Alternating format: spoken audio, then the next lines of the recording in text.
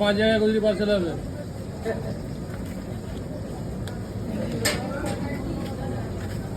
চারটে কচুরির দাম কত বললো?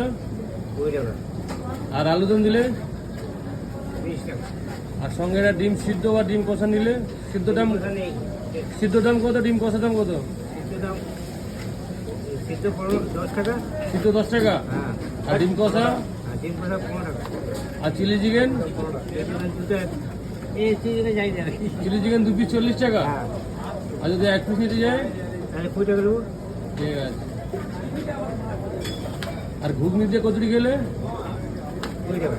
আর আলুদম কচুরি? আলুদম 30 টাকা। আলুদম কচুরি 30 টাকা। হ্যাঁ, 1 পিস আলু। এক পিস আলুদম? হ্যাঁ, বড় আছে। 1 পিস না, 2 পিস দিলে 40 টাকা। 2 পিস আলুদম, 4টে কচুরি 30 টাকা তো? হ্যাঁ। ঠিক আছে। আর পরোটা পিস কত করে? 4 টাকার কচুরি দুটো।